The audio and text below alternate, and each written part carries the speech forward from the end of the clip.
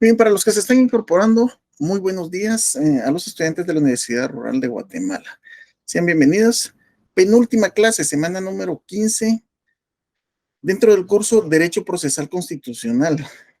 Tenemos el tema control de convencionalidad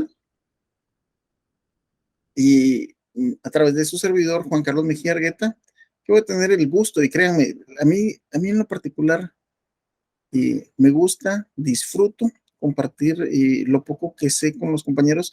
Me gusta compartir las experiencias de incluso de errores, porque realmente a estas alturas llegar a pretender decirles a ustedes que uno no ha cometido errores dentro del desarrollo de la carrera, pues sería absurdo, sería utópico. Cometemos errores y sin lugar a dudas hay aspectos en los que hay inexperiencia, siempre nos vamos a encontrar. De esa cuenta, de las 90 personas que están conectadas, han de haberse preguntado más de alguna vez ese, esos nervios, ese estrés, esa ansiedad, cuando ustedes van a pisar por vez primera un juzgado, un tribunal en defensa de alguien y tienen que hablar y si me equivoco y si no digo lo correcto y encima de todo se topa uno del otro lado, más o menos así medimos los abogados y la experiencia, que es algo no tan válido, pero a veces resulta que si ahorita van por, yo no sé si ya llegaron al colegiado 40,000 y algo, pero resulta que el abogado del otro lado resulta que es un 6,000, un 10,000. Eso significa que esa persona tiene mucho tiempo de graduado. Uno asume que tiene mucha experiencia, y eso de que genera ansiedad, genera y bastante. Sin embargo, la única forma que he encontrado yo en reducir ese estrés, esa ansiedad, es la preparación y actualización. Hoy en día, si tomamos el aspecto de la pandemia, como todas las cosas de la vida, pienso que hay cosas que hay que tomarlas de forma positiva y negativa. Sin lugar a dudas, enfermedades y hasta pérdida de vidas humanas es algo sumamente negativo. Pero por otro lado, el tema de ese acceso a gran cantidad de conocimiento por vía virtual, eso es sin lugar a dudas, eso es algo invaluable, invaluable, porque hay muchas esferas que pretenden, muchas escuelas, muchas facultades, muchas asociaciones que pretenden continuar vivo a través de la virtualidad. Y para eso no hay mejor gancho que los cursos y el conocimiento gratuito. En todos y cada uno de estos webinars, especialmente en los de derecho, que no solo veo los de derecho, en lo particular veo situaciones de motivación, situaciones de manejo de finanzas, situaciones de emprendimiento, que como les decía, es una de las carencias en la carrera del abogado, el manejo de las finanzas, el manejo del emprendimiento, el manejo propiamente del bufete jurídico como lo que es, como una empresa, porque al final de cuentas, seamos realistas, ¿verdad? De los 105 personas conectadas, todos esperan un cambio en su vida como producto de alcanzar la meta, y esa meta inicial es graduarse. Y, y créanme que sí pasa.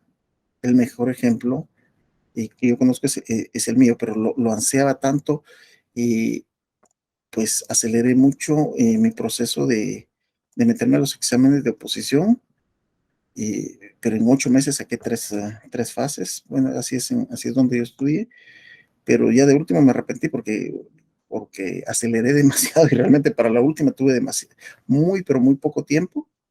Y, como decir, les iba preparado, pero no con la misma fortaleza que llevaban las primeras dos, pero porque decir, me meto y me meto, no, lo hace en octubre o para el otro año, de una vez en octubre.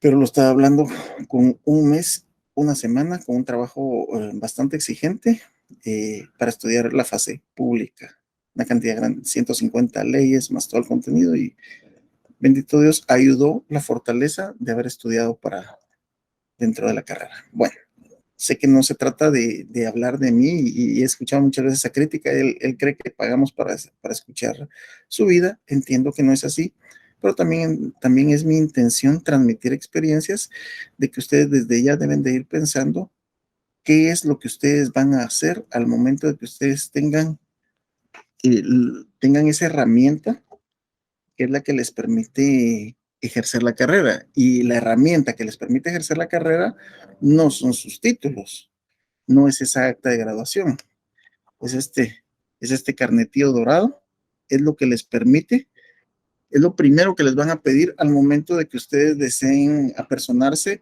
en un caso de cualquier índole, de cualquier especialidad.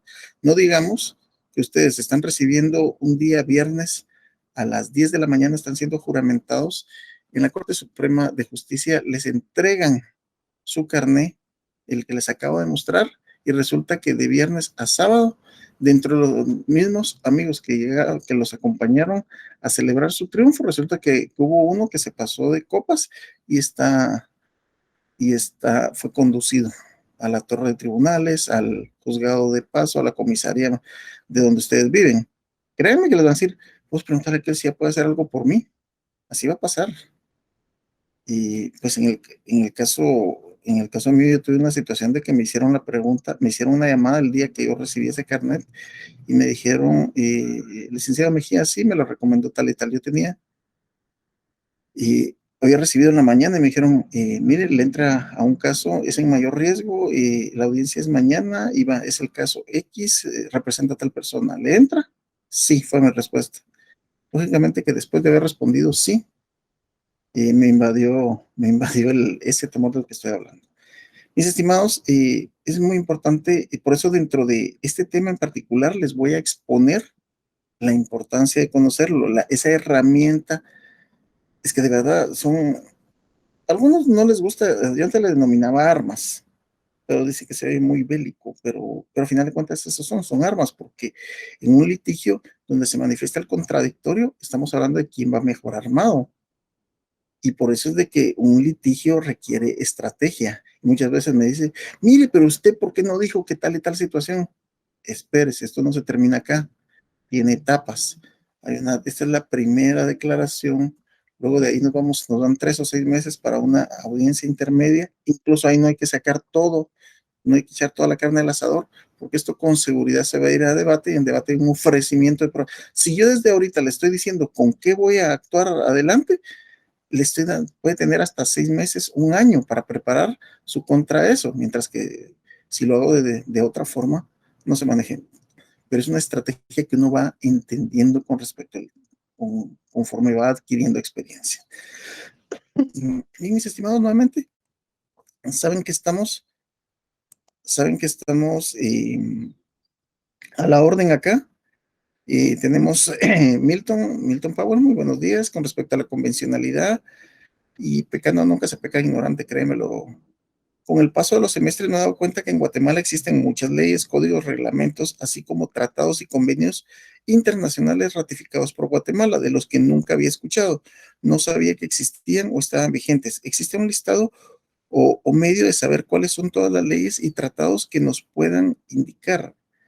Bueno, así un compendio en total. Esa duda es una duda que yo también tuve en un momento determinado, pero un compendio total no lo hay. Por eso es de que el derecho está organizado por especialidades y hay especialidades de las especialidades.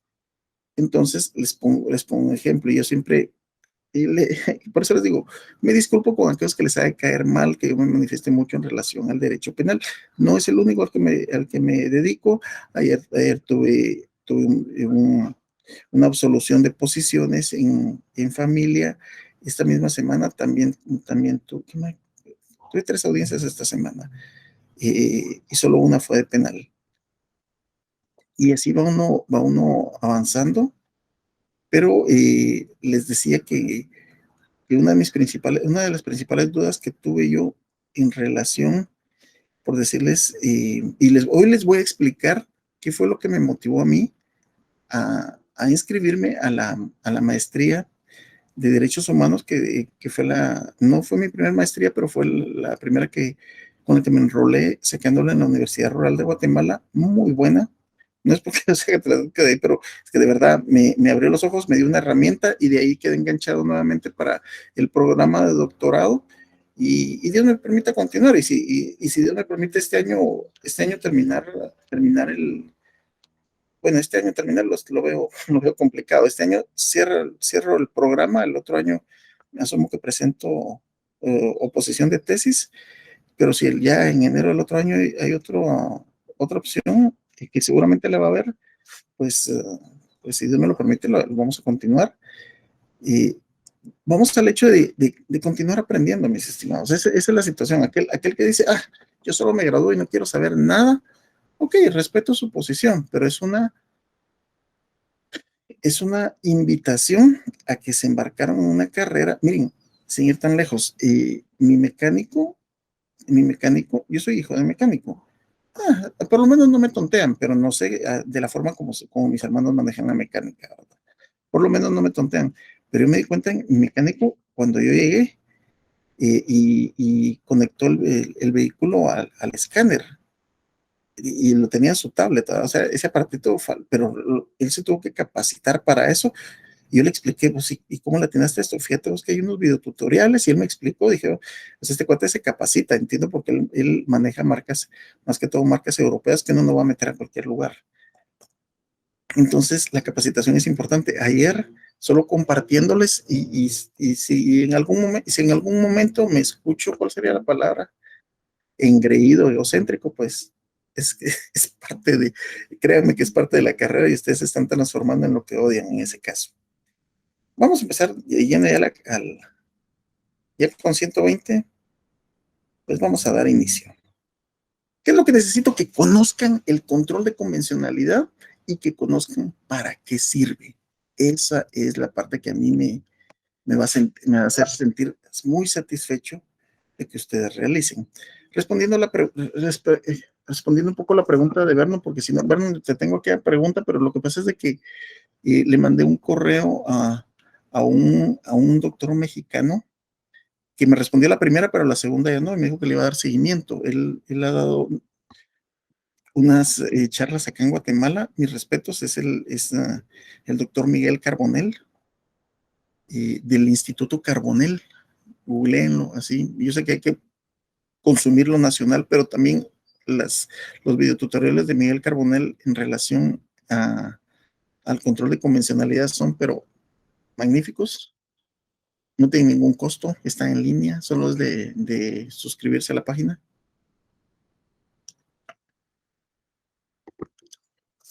Y por acá no lo tengo acá. Yo tengo un compendio de convenios y tratados internacionales en materia de derechos humanos firmados y ratificados por el Estado de Guatemala.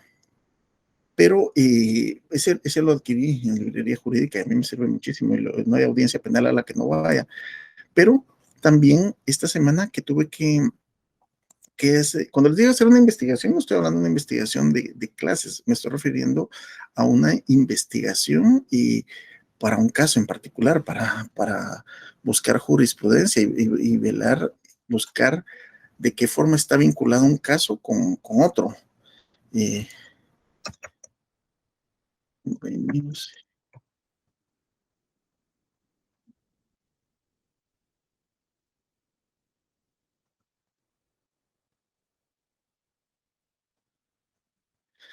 a ver si logro enseñarles esto.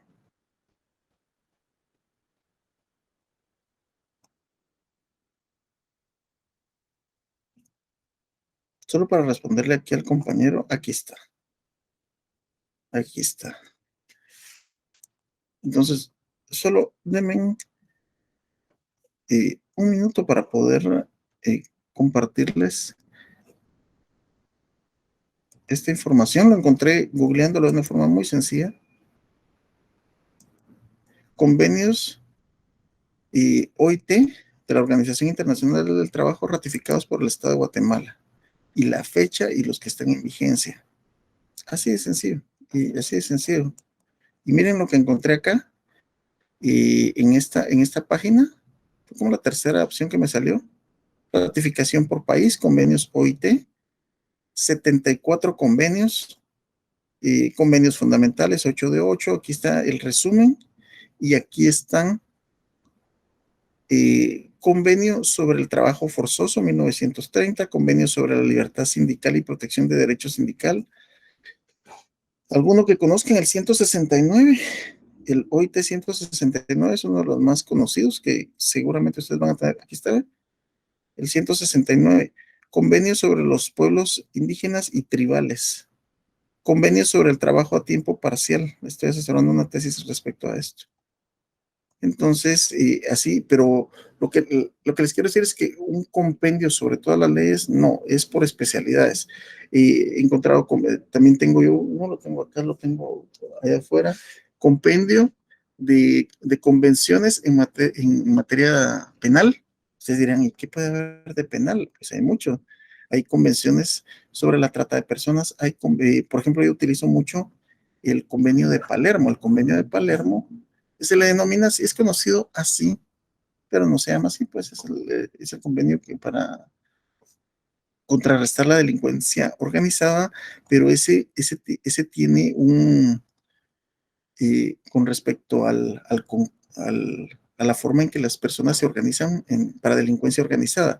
Y lo clásico, miren, es un error clásico, y lo digo con respeto, en el Ministerio Público, que cuando pretende encuadrar lo que es la delincuencia organizada, que es menester tres requisitos: que sea un grupo de dos o más personas, una temporalidad y que haya un concurso entre ellos, o sea, que hayan concursado, se refiere a que se hayan puesto de acuerdo. Y yo ya me sé de memoria mi argumentación al respecto a eso. ¿Demostró el Ministerio Público que sean más de dos personas? Sí, ahí está evidenciado. ¿Demostró un tiempo? No, porque no puede ser una situación fortuita. Esa vez se encontraron, y por esa vez que se encontraron y supuestamente hicieron algo, entonces ya le está poniendo como delincuencia organizada para tipificar asociación ilícita. De acuerdo al convenio de Palermo, pero yo no me voy a la ley de la delincuencia organizada, me voy al convenio, porque el control de convencionalidad obliga a, y eso es lo que vamos a platicar hoy. Bueno, espero haber resuelto tu duda, y si no, pues seguimos, pero ya vamos a avanzar con la clase. Yo me pico con el tema. Ni siquiera voy a ver si hay correos ahorita, porque si no, con una duda. Ok, vamos a entender primero lo que es el derecho de los tratados. ¿Se recuerdan ustedes cuando se dio el caso del non grato?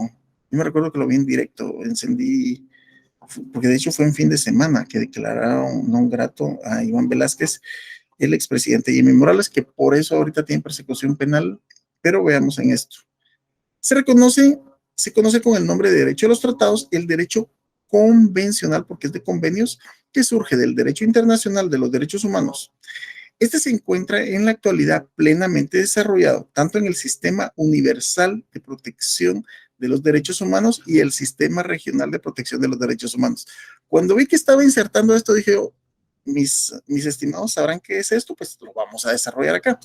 Este denominado derecho convencional se desarrolla precisamente en la Convención de Viena sobre los Tratados, que fue suscrita en Viena, Austria, 23 de mayo de 1969, y entró en vigor 27 de enero de 1980, más de 10 años después. Este derecho convencional toma como fuentes principales a los tratados o convenios internacionales, los que son definidos por la Convención antes dicha como aquel acuerdo internacional celebrado por escrito entre estados y regidos por el derecho internacional. Ya consta un instrumento único en dos o más instrumentos conexos, y cualquiera que sea su denominador particular, según los alcances territoriales, o bien una región determinada. Las convenciones pueden entenderse especialmente a nivel universal o bien a nivel región determinada. De esa cuenta puede señalarse que en materia de derechos humanos el derecho convencional puede ser universal o regional. Por eso, cuando hablamos del Pacto de San José, es a nivel regional. ¿Le podemos aplicar el Pacto de San José a un español o en España? No, está fuera de la región. Sistema universal. Fíjense que esto lo voy a tratar de forma rápida porque es un tema más en relación a derechos humanos, pero creo que es importante que lo entiendan. Los sistemas de derechos humanos. ¿Por qué? Porque de ese es el tema que estamos hablando hoy, porque el control de convencionalidad es una obligación de aplicar por parte de funcionarios públicos y especialmente jueces. La Carta de las Naciones Unidas de 1945, solo un recordatorio así rápido, ustedes saben que la historia me gusta, pero solo para que hagamos memoria. 1939, la invasión a Polonia que dio origen a la Segunda Guerra Mundial. Después de eso, eventos que ustedes reconozcan, pues no habían entrado a batir a Estados Unidos, pero luego viene el ataque a Pearl Harbor, luego inicia eso, luego tenemos la participación de Albert Einstein y Oppenheimer en relación a la creación de la bomba nuclear. Se experimenta con la bomba nuclear, de sus nombres tan infantiles para la destrucción que fueron a hacer,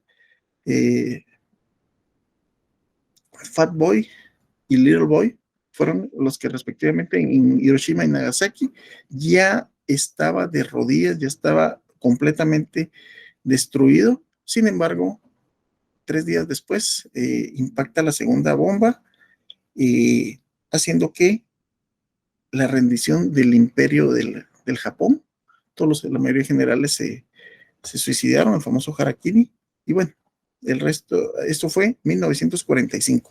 Como producto de todas las atrocidades de la Segunda Guerra Mundial, entonces se crea la Carta de las Naciones Unidas, que representa el inicio del derecho convencional, seguidamente de la Declaración Universal de los Derechos Humanos aprobados en París por la Asamblea de la ONU el 10 de diciembre de 1948. Esta declaración constituye el inicio de la internacionalización de los derechos humanos, así como el derecho convencional o derecho de los tratados. Ahí está la fuente donde obtuvo eso. Y luego, posteriormente, se han venido aprobando numerosos tratados, hay una gran cantidad, entre los que podemos mencionar Pacto Internacional de Derechos Civiles y Políticos del 66, Pacto Internacional de Derechos Económicos, Sociales y Culturales del 66, Protocolo Facultativo del Pacto Internacional de Derechos Civiles y Políticos, el segundo Protocolo Facultativo del Pacto Internacional de Derechos Civiles y Políticos, destinado a abolir la pena de muerte, y así hay una gran cantidad, solo por mencionarles uno y para que sepan cómo esto, el 1945 generó el desarrollo de otros derechos. Vale la pena mencionar, ustedes dirán, ¿será que eso lo utilizan? Por supuesto que lo utilizo. Por supuesto que el Pacto Internacional de Derechos Civiles y Políticos, por ejemplo, es citado constantemente en el caso cuando un ciudadano se le veda o considera que está siendo vedado su derecho de participar en algún comicio electoral. Yo he interpuesto recursos en contra del Tribunal Supremo Electoral cuando le niegan la inscripción. Entonces están negando un derecho político y ahí me voy a argumentar con el Pacto de Derechos Civiles y Políticos, con alcaldes, con diputados y otras personas también lo han manejado así, contra ese derecho. La denominación de sistema universal refiere que la aplicación y vigencia del derecho convencional contenido en tratados internacionales en materia de derechos humanos se extiende a todo el mundo. Ahora bien, ¿todo el mundo ha ratificado la Carta de los Derechos Humanos? No, no todos. No todos. Eso es fácil buscarlo en internet, quiénes sí y quiénes no. Ahora, ya entendimos lo que es un sistema universal, Organización de las Naciones Unidas. Vamos con los sistemas regionales.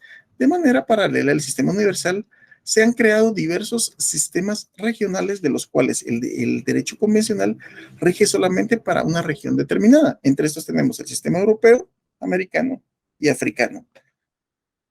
Sin embargo,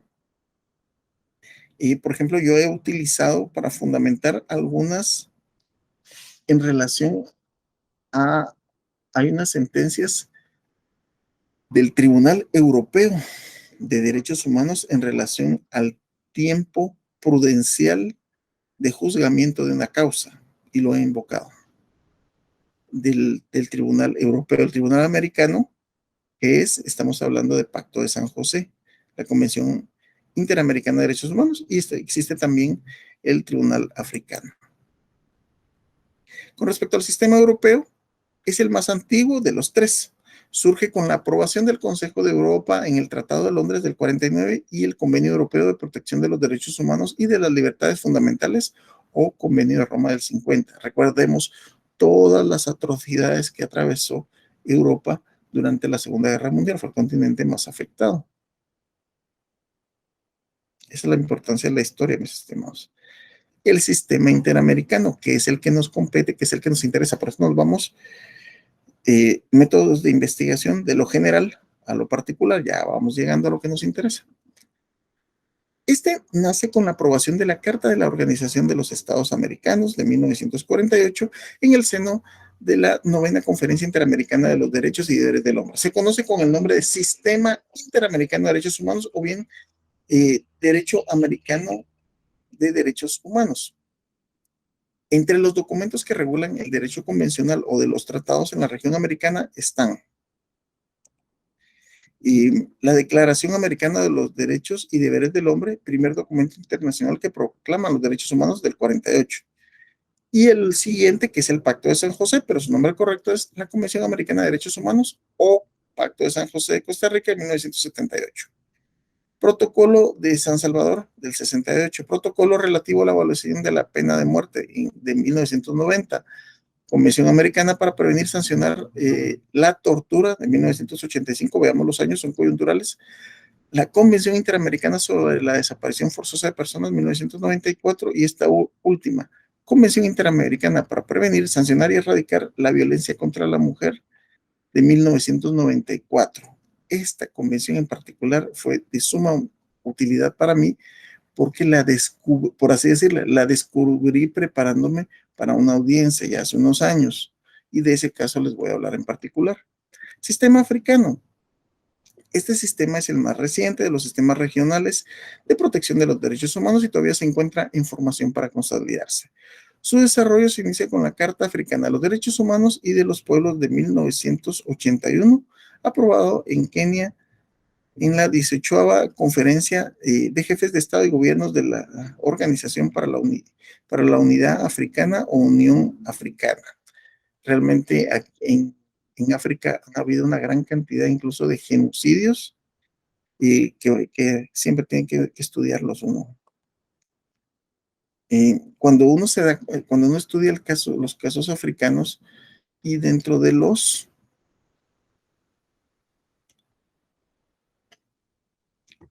160 estudiantes que están conectados o más, porque yo sé que a veces se conectan dos o más en un solo equipo y qué bueno. No voy a entrar al tema de analizar si hubo o no hubo. Cuando analizamos el tema de que si es que en Guatemala hubo o no hubo genocidio, debemos de hacer un análisis jurídico. Y cuando hacemos un análisis jurídico nos tenemos que ir que hay una convención que rige lo que es el genocidio, que existe también el Estatuto de Roma, que rige la Corte Internacional de Justicia, y ahí hay definiciones. Y si hay definiciones, debemos de entender que esas definiciones es un encuadramiento de un tipo penal, y el encuadramiento del tipo penal, por así decirlo, y por eso solo les estoy invitando al análisis, no estoy pretendiendo sembrar una idea en ninguno de ustedes, son suficientemente autónomos, inteligentes, pero eso es lo que yo pretendo desarrollar en ustedes. Cuando ustedes les hagan la pregunta, ¿usted ha estudiado Derecho? Sí. ¿Usted considera, crea, piensa que en Guatemala hubo o no hubo genocidio? ¿Qué es lo que ustedes deben de hacer? En primer lugar, deben de ver cuál es la definición de acuerdo a la convencionalidad de lo que es genocidio. ¿Por qué? ¿Por qué nos vamos a la convencionalidad? Como quien dice, ¿cuál es el concepto a nivel internacional? Y a nivel internacional hay una definición de genocidio que es muy parecida a lo que nos aparece en nuestro Código Penal. Ahora bien, ¿cuál es el punto de esto?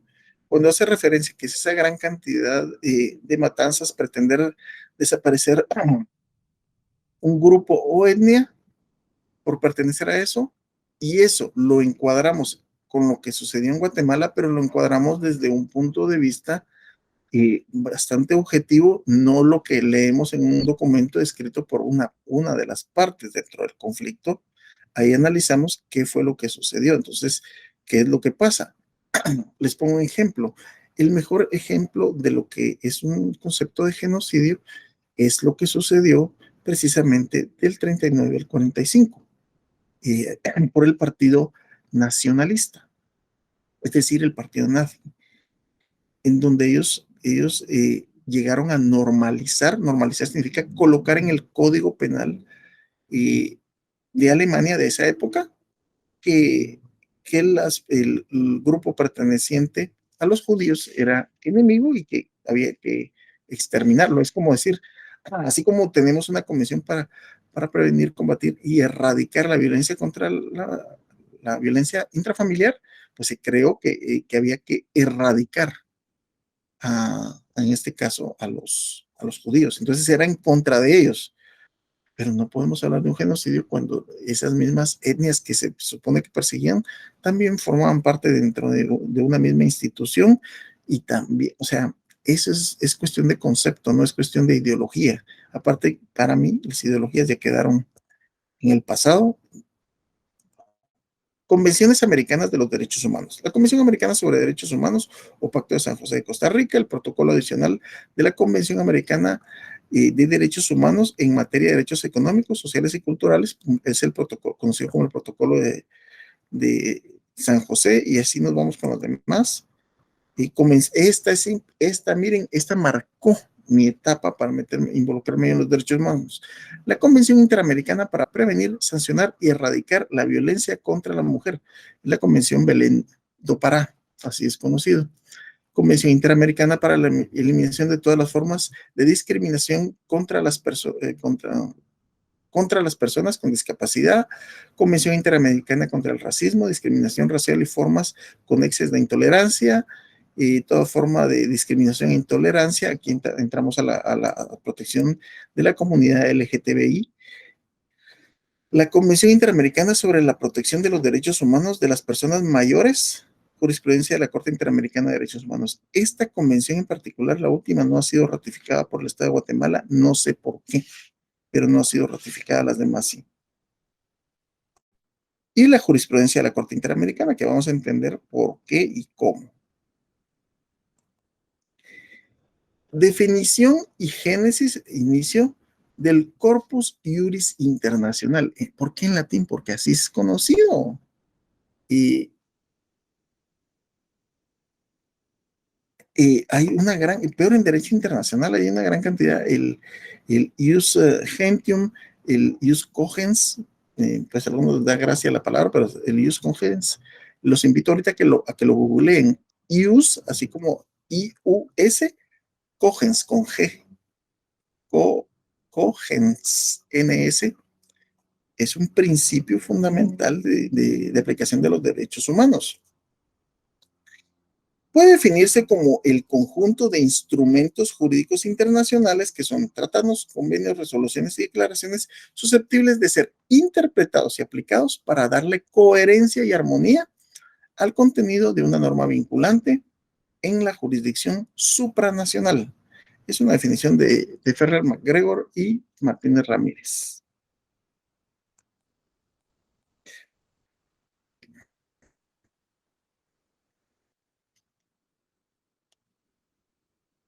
En cuanto a la génesis del término, puede decirse que la expresión Corpus Iuris Internacional es una contribución de la Corte Interamericana de Derechos Humanos a la doctrina jurisprudencial supranacional. El concepto fue definido por vez primera en opinión consultiva y aparece ahí de qué fecha, del Estado mexicano y de cuál es la fuente de eso. Ustedes dirán, pero ¿cómo vamos a aplicar?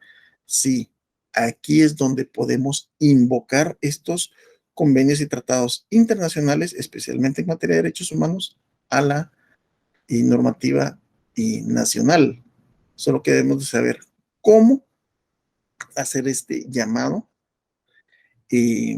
para que se aplique y saber cuándo se va a aplicar. Bueno, vamos aterrizando ya a lo que es el control de convencionalidad. con respecto al control de convencionalidad, y el control de convencionalidad tiene su origen, esto es muy importante, es increíble que la génesis del control de convencionalidad es por un caso que se llevó a cabo acá en Guatemala. Tiene su origen en el voto concurrente emitido por el destacado jurista mexicano Sergio García Ramírez.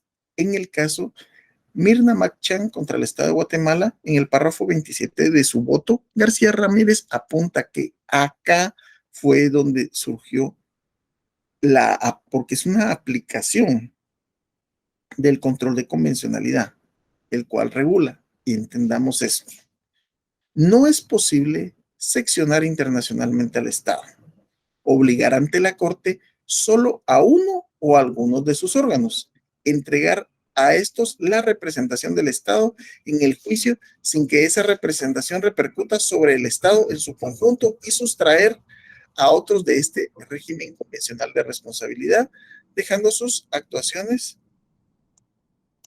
fuera de control de convencionalidad que trae consigo la jurisdicción de la Corte Internacional. Ya lo vamos a ir entendiendo. El punto de vista de este autor es acogida por la Corte Interamericana en la sentencia Almocinada Arellano contra Chile, emitida el 26 de septiembre de 2006. En el párrafo 124 de dicho fallo, la Corte afirma lo siguiente: la Corte es consciente que los jueces y tribunales internos, me refiero a los de cada país, están sujetos al imperio de la ley y por ello están obligados, escuchen esta palabra, a aplicar las disposiciones vigentes del ordenamiento jurídico. Eso se entiende, ¿verdad? Los jueces están obligados a aplicar el ordenamiento interno, pero cuando un Estado ha ratificado un tratado internacional como la Convención Americana, sus jueces, como parte del aparato del Estado, también están sometidos a ella, a la convención, lo que obliga a velar porque los afectos a las disposiciones de la convención no se vean mermados por la aplicación de leyes contrarias a su objeto y fin, y que desde un inicio carecen de efectos jurídicos. En otras palabras, el Poder Judicial debe ejercer una especie de control de convencionalidad entre las normas jurídicas internas que aplican en los casos concretos y la Convención Americana sobre Derechos Humanos. En esa tarea, el Poder Judicial debe tener en cuenta no solamente el tratado, sino también la interpretación que del mismo ha hecho la Corte Interamericana, intérprete último de la Convención Americana. Bueno, llevando 45 minutos, estando a mitad de periodo, pues vamos a cambiar un poquito la actividad. Para empezar, vamos a ver cómo estamos de correos.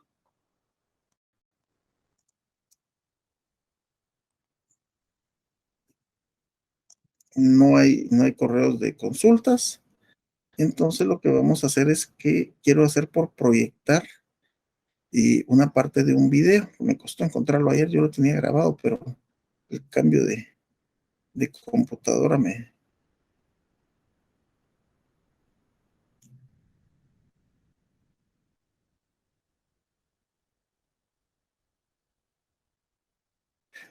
Vamos a ver si lo logramos.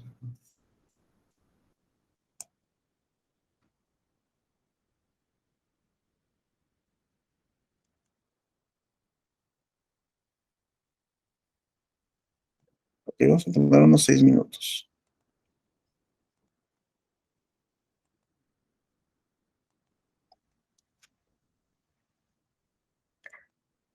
Si se traba, pues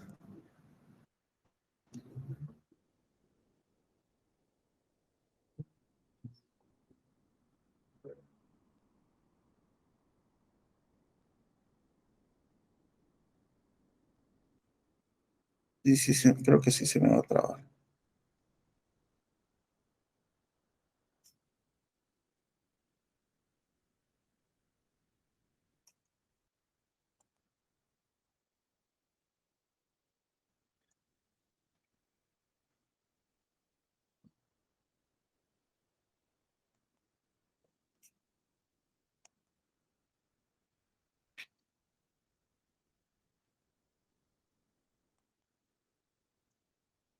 o al lugar que creíamos era el más aceptable de la prisión.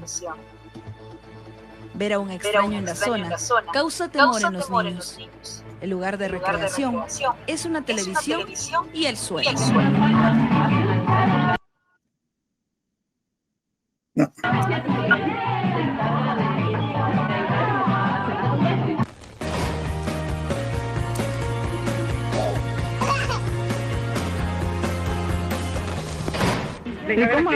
¿Cómo están?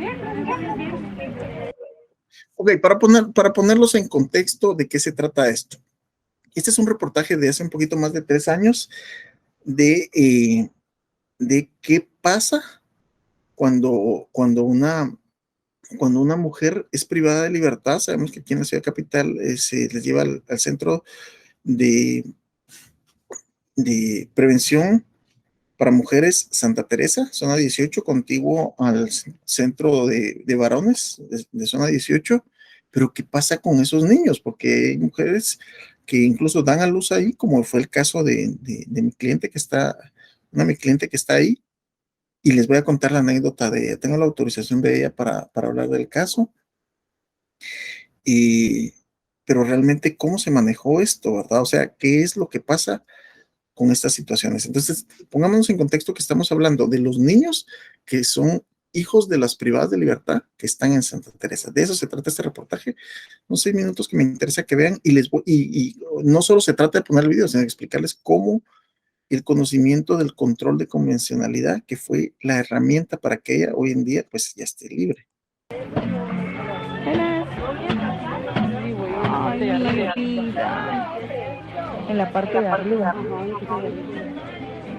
Y ahí pueden acomodar su ropa. Ah, veo que tiene bien clasificada su comida, ¿verdad? Aquí viven 2 niños. 2 niños. Y aquí otra persona. O sea que aquí duerme otra persona. Dios mío. ¿Y ella acaba de ingresar? No, voy a tener un mes. Pero como no hay literas, ve atrás.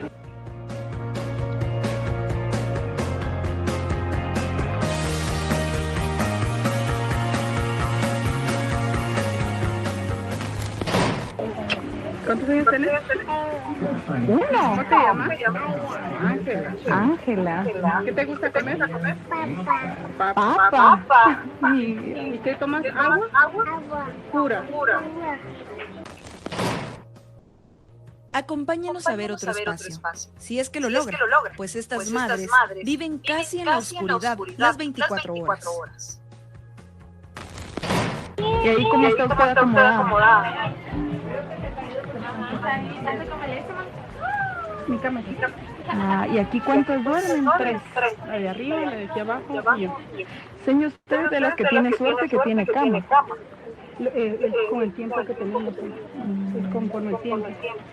Señor, ¿qué tal de plagas? Aquí tenemos problemas con las cucarachas. 15, gracias a Dios, este cuarto no tenemos 15. Por el cuarto que se tiene 15.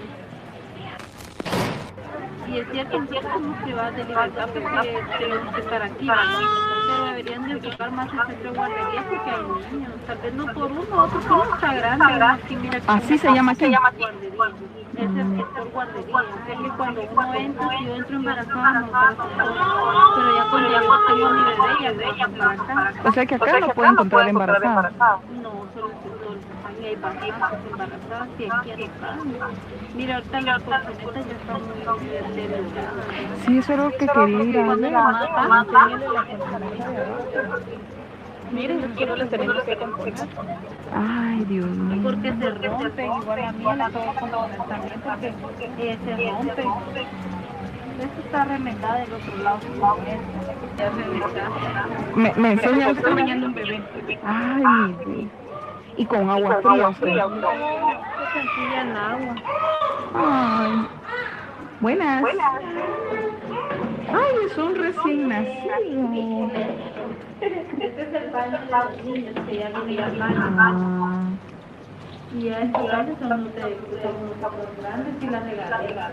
¿Y las regaderas qué tal están? Y aquí también tienen que bañar a los bebés, me imagino, a los grandes. Una regadera. Ay, pero... ¿Qué es agüita caliente, señor? Ah, de caliente. ¿Es suyo? ¿Cuánto tiene? 20 días. Ay, Dios mío. ¿Y usted hace cuánto está acá? Hace año y medio. ¿Qué delito es el que tiene? Tengo asociación. Y todos los días le da chance de bañarlo. Hasta este momento, no sabíamos cuál era la peor imagen que podíamos obtener. Ah, aquí cocinan todas. Son 1, 2, 3, 4, 5, 9 personas. La última de la mesa es está cocinando a las 3 de la tarde.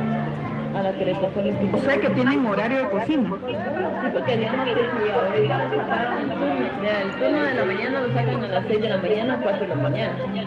Para lograr ir cocinando a las 7, 8 de la mañana, porque la cola va larga. Y solo estas cunitas hay para todos. Hola, preciosa.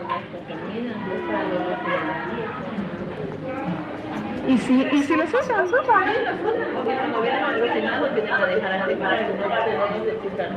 Venga, señor. Ah, sí, por precaución, ¿verdad? Son inocentes, son menores inocentes en los centros de detención, son parte del futuro de Guatemala. Nos llamó la atención encontrar a una señora dando desayuno a su bebé y después de 8 meses de encierro, su vida ha cambiado por completo. 3 hijos y ella entonces serían 4. Y ellos no ven a mí a ver. 12 tenían. ¿Qué edades? De 12, de 9 y de 13. Está pequeño. Yo como hijo siempre espero que ellos vivieran bien y tuvieran de todo, por eso trabajaban. Lamentablemente no todas las personas pensamos igual, yo por confianza de que te estoy expuesta pasó eso. Y la jueza se negó a darme una medida y imagínense, mis hijos perdieron el año, mi nena iba a salir de sexto, perdió el año. En el transcurso de eso la violaron. Sigue siendo una deuda pendiente del Estado. Ok, retomamos entonces. Esta última dama es la que tengo el gusto de conocer. Ella fue hace unos años y fue mi asistente. Conocí a ella y también conocí a la hermana. Trabajamos en un lugar en conjunto y repentinamente yo recibo una llamada. Me encontraba en Puerto Barrios, de hecho viendo noticias y viendo que había un operativo contra las extorsiones. Bueno, recibo la llamada de la hermana y me dice, Juanca, se llevaron a Jessie. No más decir que en el operativo que hay sí, se la llevaron. En la primera declaración yo no pude entrar, porque de hecho me regresé aquí a la capital, y por el tema de que el papá ya había puesto un abogado, ¿verdad? Y les dije, es muy difícil que den una medida sustitutiva, efectivamente no la dieron. Después de los primeros 6 meses, y ella me llamaba, yo llegaba a verla, y al centro de privación de libertad le llevaba algunas cosas, alguna ayuda, y me decía, agarra mi caso, pero es que no puedo si tu papá no me lo permite, ¿verdad? Y porque tendría que renunciar el otro abogado. A final de cuentas, ¿qué fue lo que pasó? Se pidió una revisión de la medida de coerción. Fíjense que la niña que ustedes ven ahí dio a luz ahí. Ella entró con 8 meses de embarazo. Y entró con 8 meses de embarazo, 8 meses y medio, ya casi a dar a luz, y efectivamente dio a luz ahí. Después de haber dado a luz, por cierto, bueno, no va a decir el nombre de la niña, pero como me costó que se me quedara, tiene un nombre bíblico. El punto de esto es de que para pedir una revisión de medida, ella de verdad me llegó a hostigar de todas las llamadas que me hacía y siempre se las contestaba en relación a pedir la revisión de la medida. Cuando pedí la revisión de la medida, me dijeron, mire, por un caso de extorsión y encima de todo ya llegamos hasta tribunal, ya había pasado esa etapa y solamente es posible, es muy poco probable que se la den. Yo sé que usted está haciendo su trabajo y vuelva a cobrar, ¿verdad? Y aclaro que era un caso completamente pro bono. a final de cuentas, y incluso una persona que trabaja en el organismo judicial me dijo, mira, lo estás haciendo solo por callarle la boca porque sabes que no te la van a dar.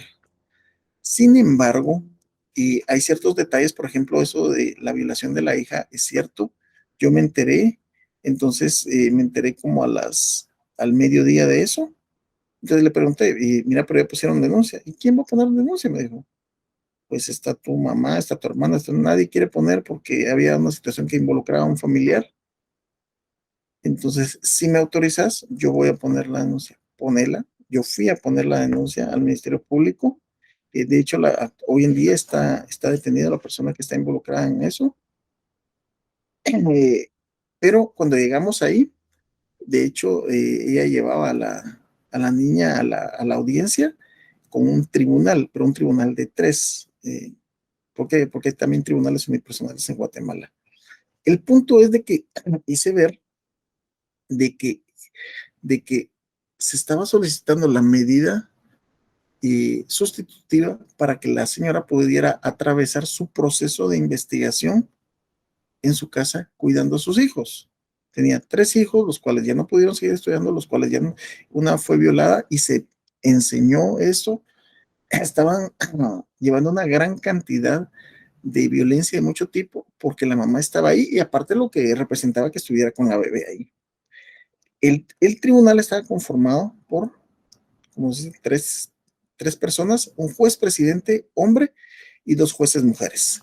El juez presidente hombre me di cuenta que era una persona que no cree en el control de convencionalidad, porque en este caso lo que pedí aplicar fue, entre otras, la Convención Belém do Pará. Les soy sincero, realmente estoy investigando un poquito de esos y también la había escuchado, pero no la había aplicado, o más bien no sabía para qué servía. Y tampoco les voy a decir, por mi ardua experiencia, no sabía, no estaba muy bien en mi zona de confort con respecto a convencionalidad. Pero realmente lo que tenía que hacer era pedir algo, ¿verdad? Tardaron mucho en resolver y para no hacerse la larga, este caso en particular, cuando otorgaron la medida, el juez presidente dijo, bueno, aquí es un tribunal y yo manifiesto mi total oposición a la medida sustitutiva.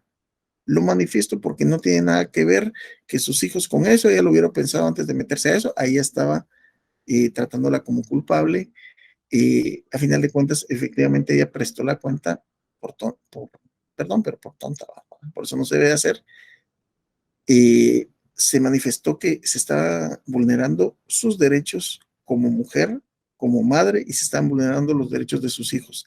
Y las 2 damas, mujeres, resolvieron otorgar la medida sustitutiva, por la cual ella goza libertad hasta el día de hoy. Y recordemos que esto hace más de 3 años. En lo personal, pero fue aplicación del control de convencionalidad. Y ahí eso me marcó a mí cuando dijo, en la obligación que tenemos los jueces de aplicar la convencionalidad, en este caso de los tratados, en este caso del convenio Belém do Pará, artículo 8, ahí fue donde, ¡pum! Como les digo, cada audiencia es un aprendizaje donde dije, esto es importante. Eso fue un septiembre, octubre. Después llegué a la Universidad Rural de Guatemala en unas cosas que andaba investigando sobre una tesis. Ahí me enteré que podía optar a la maestría en Derechos Humanos, de la cual hoy día, pues, gracias a Dios ya tengo terminada y ya voy por el programa de doctorado. El punto de esto es la importancia que tuvo hacer conciencia en los jueces de esto. No todos lo aceptan, no todos lo corrigen, no todos se sienten obligados, aunque sí es una obligación, sí lo es. No todos lo tomen, es como la jurisprudencia, ¿verdad? Algunos se separan de la jurisprudencia y dicen, no, mi criterio es que no debo de aplicar esto, no obstante que se asiente doctrina legal. Esto es una herramienta sumamente importante. Ya empezaron a ver los correitos.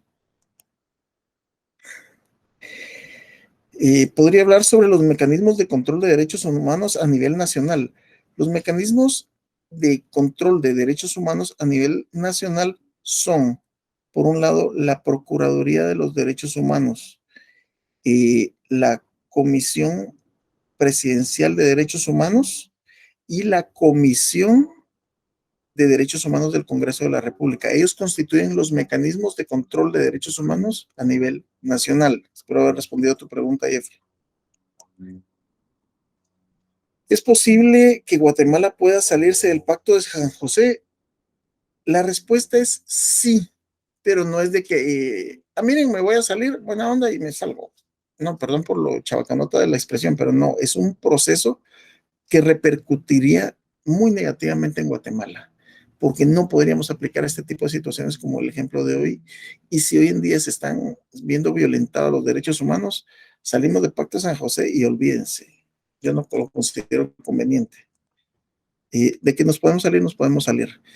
Gracias por sus aportes.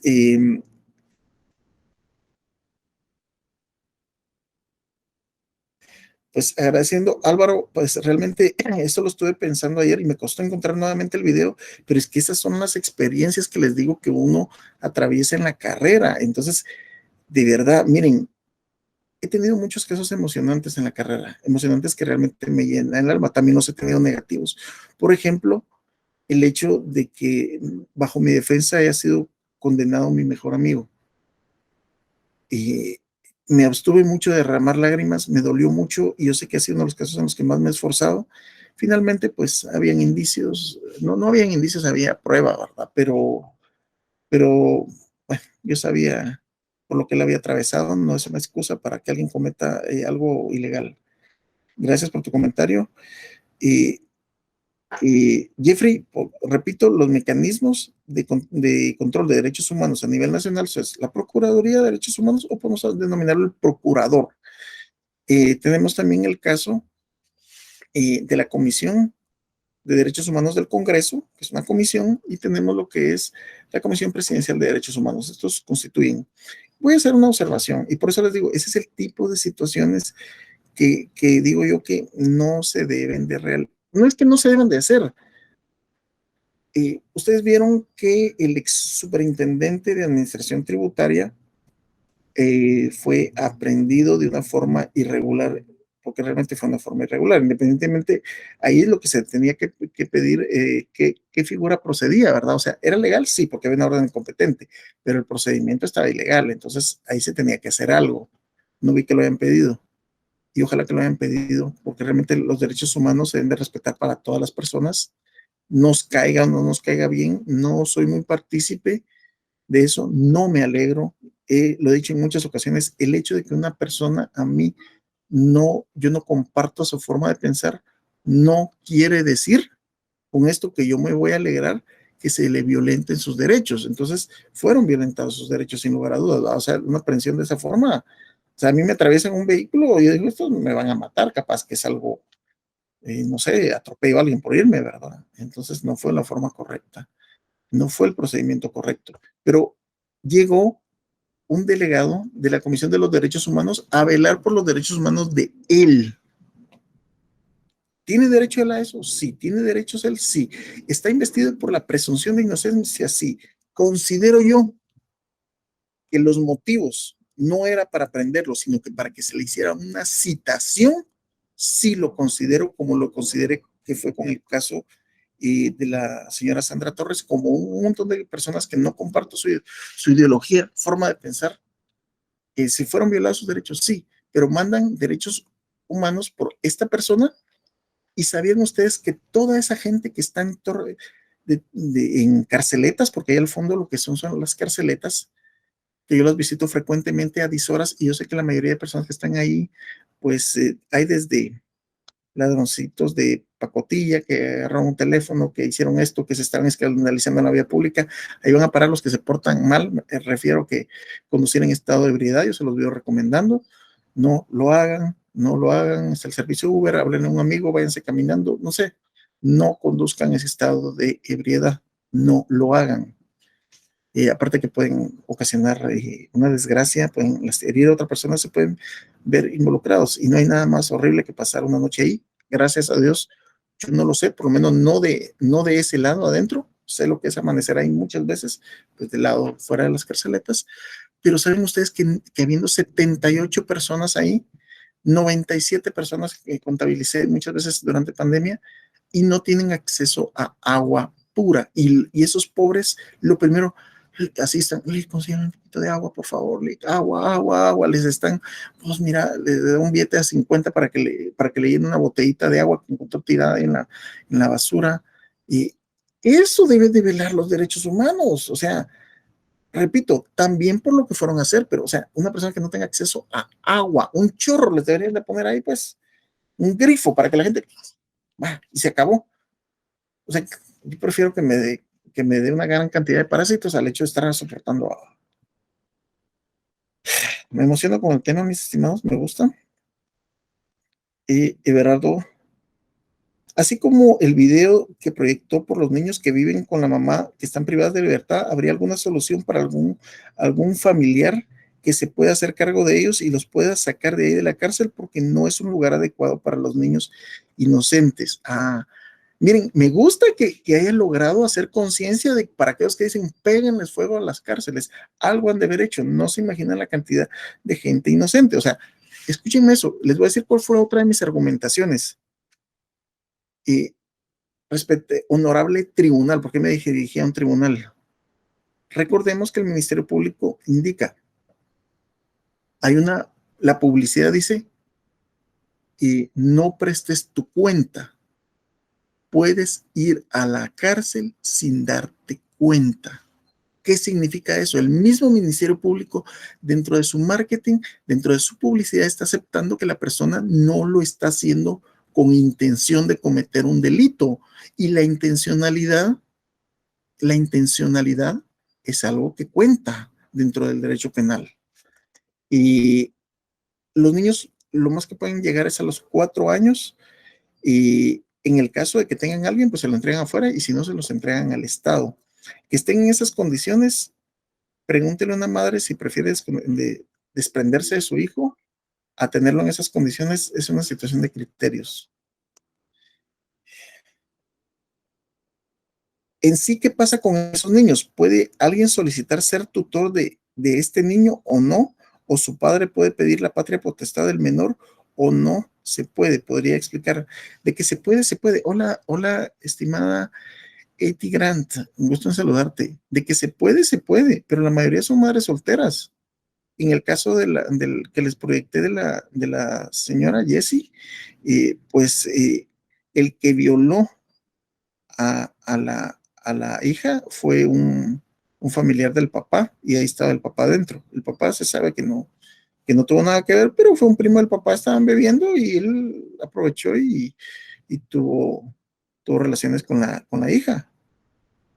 ¿Y cómo se enteró? Porque le hizo una llamada a su mamá, llamó y le respondió a la niña, y mira, pasó esto y esto. Imagínense estar encerrada y enterarse de la violación de su hija. Después me llamó a mí y ahí fue donde se procedió de esta forma. Y se puede hacer, o sea, se pueden hacer todos los procesos. Pero ¿quién lo iba a hacer? Papá, si la otra estaba presa, mejor así no lo podía demandar ni cosas así. Es complicado el tema. La base legal, ¿cuál es la base legal a mencionar a los jueces para indicarles que debe de observar el control de convencionalidad? Artículo 46, artículo 44 y 46 de la Constitución Política de la República. ¿Verdad que me recordaste? Y el tema de el caso Mirna Machan es explicarles que es una obligación. Tengo poco tiempo, 44 derechos inherentes a la persona. Los derechos y garantías que otorga la Constitución, 44 de la Constitución, no excluyen otros que, aunque no figuren expresamente en ella, son inherentes a la persona humana. El interés social prevalece sobre el interés particular, y el 46, la preeminencia del derecho internacional. Por eso toda esa vuelta que le di al derecho internacional, se establece el principio general que en materia de derechos humanos, los tratados y convenciones aceptadas y ratificadas por Guatemala tienen preeminencia sobre el derecho interno. Ese es el fundamento, más que todo a nivel constitucional interno.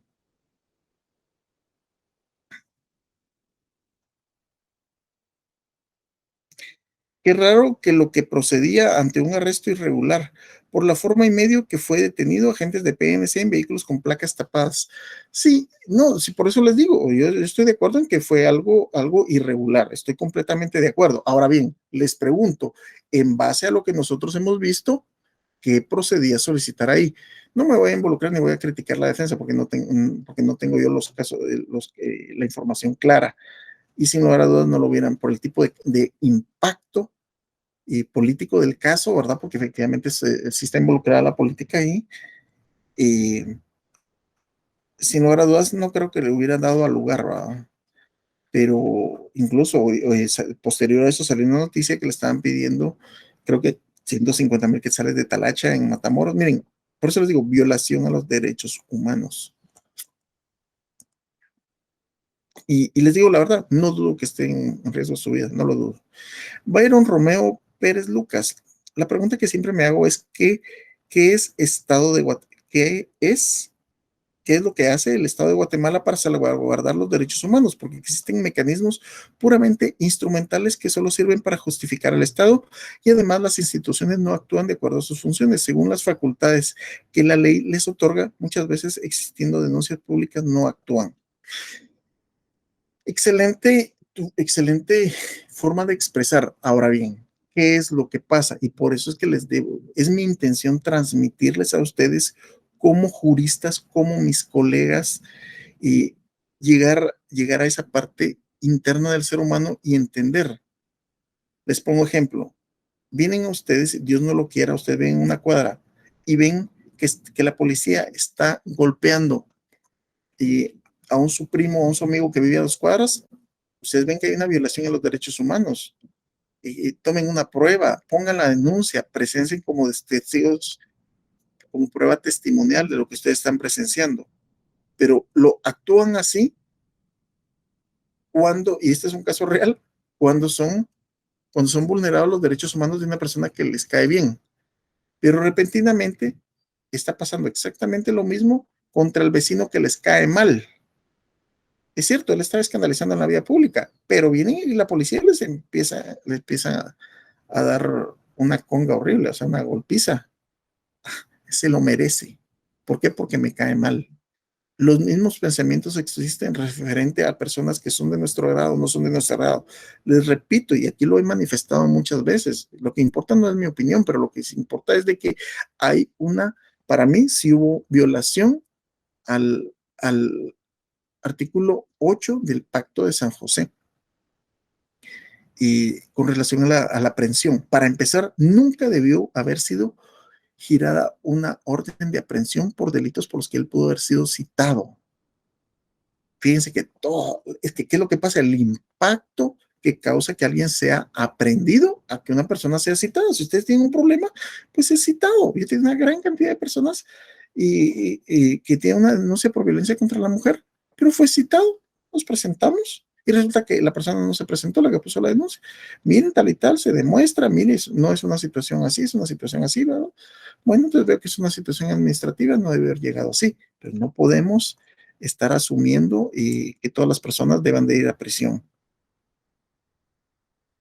Seguimos con...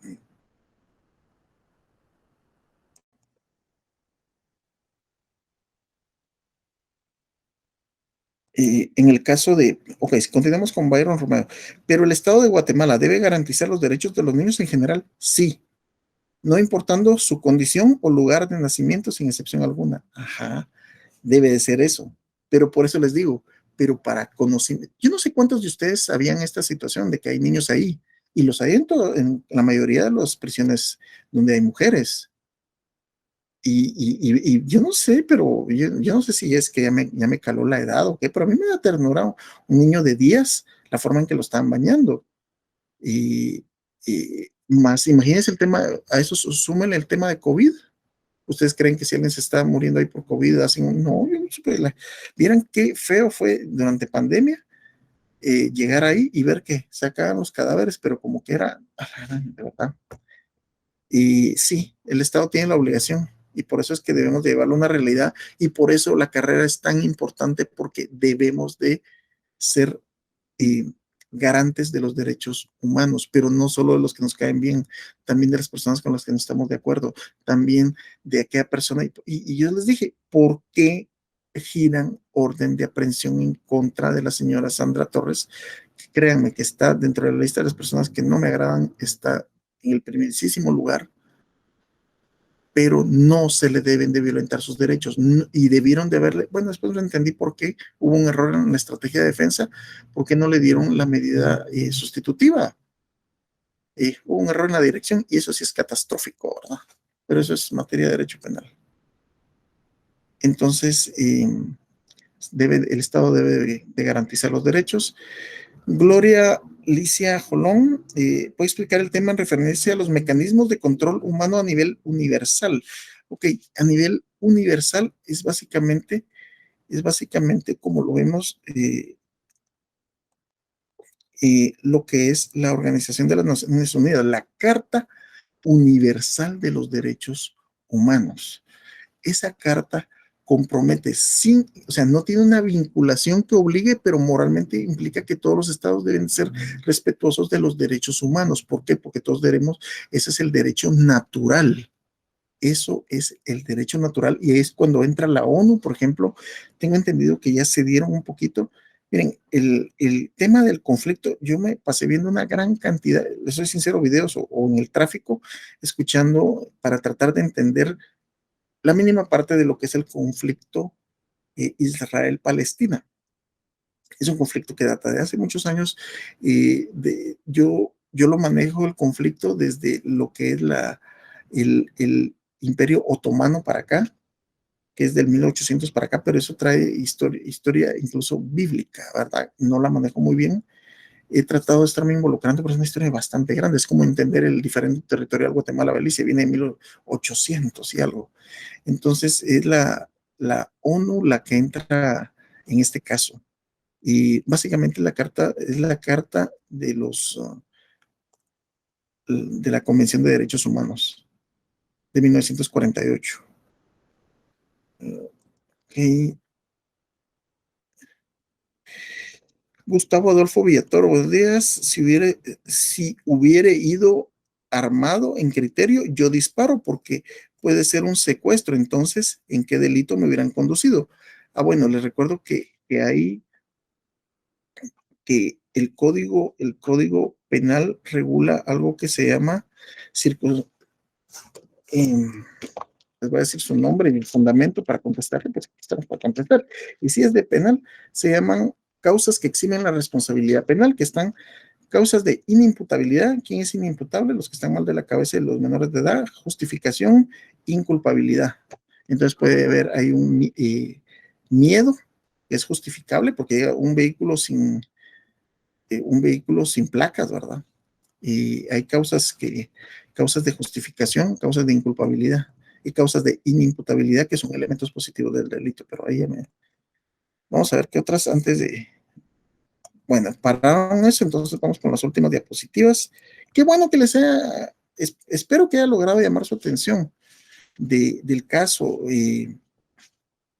Créanme que es una situación, y voy a descargar yo sé que estoy en deuda con ustedes con diapositivas, pero quiero descargarles ese video, que lo vean, que quiero que haya una conciencia en ustedes, juristas, en ustedes, colegas míos, en ustedes, no es que van a ser, ya son juristas porque ya están estudiando el derecho, están conectados desde las 7:15 de la mañana, bueno, algunos o la mayoría más o menos alrededor de eso, por estar escuchando temas de derecho. Y espero que hayan entendido hoy lo que es el control de convencionalidad y lo que me gusta, cómo se aplica. Ahí olvídense. De hecho, los que vieron el video, cuando le dijeron, o sea, le estaban diciendo a él que tiene una carrera fiscal de 13 años, que si conocía el artículo 25 de la Constitución, pues, o sea, en relación y eso es algo que debe manejar el estudiante de Derecho. Solo que, ojo, para aquellos estudiantes de Derecho que son brinconcitos, me refiero a que se les ponen muy al brinco al policía, es una recomendación. Es cierto, nosotros manejamos la ley y los respetables agentes del orden público pues no lo manejan tan a profundidad por razones obvias. Algunos, hay otros muchos que están estudiando Derecho. Yo sé que entre los que están acá, más de alguno ha de estar estudiando Derecho, y qué bien, y felicitaciones. Y uno de mis grandes amigos pasó de ser agente de PNC con el que estudié y actualmente es auxiliar fiscal. Pero él lleva en su corazón a la institución. Y cómo debe de ser, pues. Seguimos con los antecedentes. En otras palabras, el Poder Judicial debe ejercer una especie de control de convencionalidad entre las normas jurídicas internas que aplican en los casos concretos y la Convención Americana sobre los Derechos Humanos. En esa tarea, el Poder Judicial, sabemos que es el organismo judicial, debe tener en cuenta no solamente el tratado, sino también la interpretación que del mismo ha hecho la Corte Interamericana, intérprete último de la Convención Americana.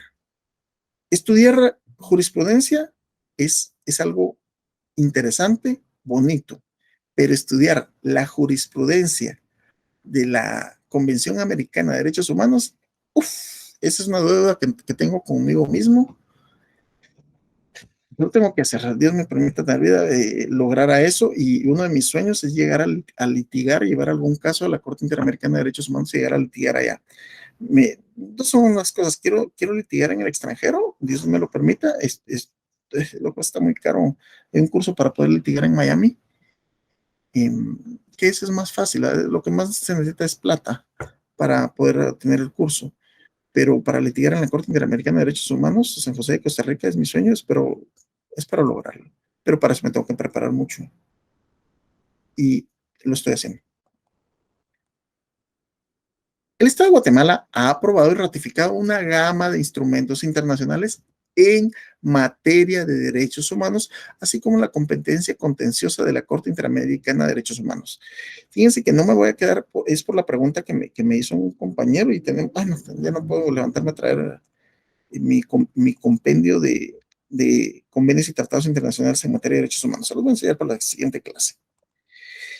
La Corte Interamericana de Derechos Humanos, en pro de velar por el cumplimiento de los derechos y facultades reconocidos en la región americana a través de los distintos instrumentos internacionales, creó por vía jurisprudencial en la sentencia del caso Mirna McChang versus Guatemala de 2003, el mecanismo del control de convencionalidad.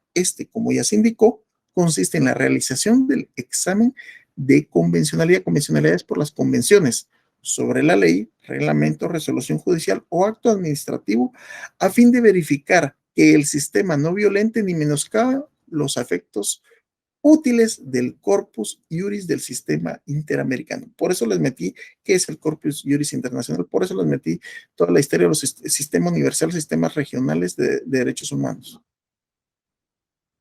El control de convencionalidad se trata del ejercicio del mandato que la Convención Americana sobre los Derechos Humanos le otorga a los dos órganos del Sistema Interamericano de Derechos Humanos, la Comisión y la Corte, para interpretarla y aplicarla en el marco del sistema de peticiones y casos individuales. Hay un proceso, todo un proceso largo para poder aplicar las convenciones. El control de convencionalidad se utiliza para referirse a la obligación de todo Estado, pero, o sea, ¿quiénes están obligados? Todos sus funcionarios del Estado, parte de la Convención y sobre derechos de la Convención Americana y sobre Derechos Humanos, consistente en aplicar dicho tratado y la jurisprudencia de la Corte sobre el mismo en su derecho interno. Es importante señalar que el control de convencionalidad es un mecanismo o garantía que surge en el seno de la jurisprudencia de la Corte Interamericana de Derechos Humanos. Esta tiene como objeto velar porque el Pacto de San José sea aplicado de manera efectiva a lo interno de los estados que lo han ratificado. ¿Cómo surge? Lo repito por segunda vez. Lo repito nuevamente, hay que resaltar que el concepto control de convencionalidad es de reciente creación. En efecto, el término hace su primer aparecimiento en el año 2003 en la sentencia del caso Mirna McChang versus Guatemala. Y fue un jurista mexicano el que lo acuñó. Para los efectos de la Corte Americana y del ejercicio de la jurisdicción contenciosa de la Corte Interamericana, el Estado viene a cuentas en forma integral como un todo. No se va a ver así en sentido particular. En el anterior párrafo se encuentra la génesis del concepto del control de convencionalidad. Ahí aparece, ahí salió a luz. Sin embargo, el hecho que el control de convencionalidad recibiera un nombre jurídico en el año 2003 no implica que dicha actividad o control no se viniera realizando con anterioridad. Esto se viene realizando hace. Por eso les digo, yo he escuchado hace mucho que no tomo el elevador de torre de tribunales. Lo que pasa es que juzgados de mayor riesgo está a nivel 14, 15, y los tribunales están en el 10º, y de barato tocó no al 5º. Entonces, esas graditas como que hacen merma en recordarme mi sobrepeso, pero el punto importante acá es de que he escuchado en el elevador de torre de tribunales que dicen, yo no creo en esa subabosada que se andan fumando de control de convencionalidad, esas son babosadas de los gringos. Dios mío, dije, ahora tanta, ahí sí es, bueno, la palabra no sé si es ignorancia o respetando los criterios de todo el mundo. En conclusión, puede señalarse que la génesis del control de convencionalidad se encuentra en el derecho jurisprudencial que ha emanado de las sentencias del Tribunal Interamericano de Derechos Humanos, sino también en esta serie de resoluciones donde dicha corte se ha dado la tarea de desarrollarla y consolidarla en el sistema regional de derechos humanos. El concepto de control de convencionalidad es término que aún no se define claramente, porque aún se encuentra desarrollándose y perfeccionándose, pero sí hay una definición. Y, por ejemplo, acá es el mecanismo que debe de ser llevado a cabo primero por los cuerpos judiciales domésticos, haciendo una comparación entre el derecho local y supranacional a fin de velar por el efecto útil de los instrumentos internacionales que surjan de los tratados y la jurisprudencia de la Corte Interamericana de Justicia. Bueno, básicamente, aquí están las definiciones. Yo les voy a dar, llegamos a las preguntas, yo les voy a dar la definición que es más fácil, porque en la medida de la definición, la mejor es la que sacan ustedes, pero debe ser como producto de las diferentes definiciones que hemos tenido y que hemos entendido. El control de convencionalidad es la obligación que tienen empleados y funcionarios públicos, no solo jueces, empleados y funcionarios públicos, de aplicar los tratados y convenios internacionales en materia de derechos humanos ratificados por el Estado de Guatemala, en el caso de los jueces, a sus casos, en el caso de los funcionarios públicos, a su actividad, y la jurisprudencia contenciosa de la Corte Interamericana de Derechos Humanos. Y eso me hace ir a discutir a mí con un subdirector de presidios de por qué está teniendo a mi cliente en una Bartolina. Deme el fundamento de por qué lo tiene ahí y que está autorizado eso. Y llego, y miren, si ustedes de vez en cuando se enteran que me desaparecieron a mí, es porque yo me caliento en el litigio y me caliento en la exigencia de derechos de mis clientes. ¿Cómo es posible que lo metan en una cárcel? Imagínense una cárcel dentro de una cárcel. ¿Y dónde? Ok, dígame dónde es. Deme el reglamento de la Bartolina. No existe. Ok. Y le recuerdo que si usted como funcionario público, si se excede sus funciones, está abuso de autoridad. Yo ahorita lo voy a denunciar. ¿Lo saca ahorita o lo voy a denunciar? Y me voy acá y llego a derechos humanos, va a ser destituido y yo me voy a encargar de que venga a parar a un lugar acá. Y cuando esté ahí, me va a contar si va a querer que lo lleven a una Bartolina. Pero también hay funcionarios que entienden y que lo hacen. Ya no es tan fácil que se metan a eso. Preguntas. Defina bloque de constitucionalidad. Es un tema del que no me dio tiempo a hablar. Control de convencionalidad, sí. ¿Quiénes están obligados a cumplir el control de convencionalidad? ¿Cuáles son los mecanismos de control de derechos humanos a nivel universal? ¿Cuáles son los mecanismos de control de derechos humanos a nivel nacional? Que también lo platicamos porque me lo preguntaron. Bueno, vamos a ver si todavía alcanzo por responder algunas preguntas rápido. Las que no me alcancen. Así, por ejemplo, si yo veo que un agente de PNS está golpeando a un vecino, está escandalizando en la vía pública, pero momentos antes él los insultó también y los golpeó y ellos lo redujeron al orden, también podría yo presentar mi denuncia en el caso. Mi estimado Everardo, depende del caso, porque hay gente que también abusa contra la autoridad y hay que respetarla. El asunto es que sea proporcional, ¿verdad? Hay veces que la gente solo medio un empujón le tienen y lo agarran con los batones y le golpean, le abren la cabeza y cosas así. Es cuestión de criterio. Fíjese que su opinión con respecto a las personas que se encuentran privadas de libertad tiene razón, ya que no todos son delincuentes.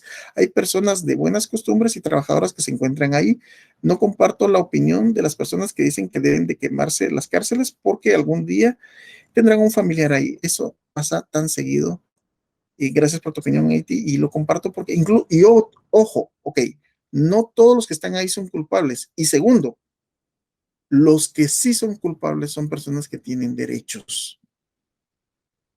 Y eso de la talacha no viola los derechos humanos, por supuesto. Trinidad, Antonio Mayén, miren, pero desgraciadamente para quitar eso, no digo que no se pueda, pero requiere voluntad.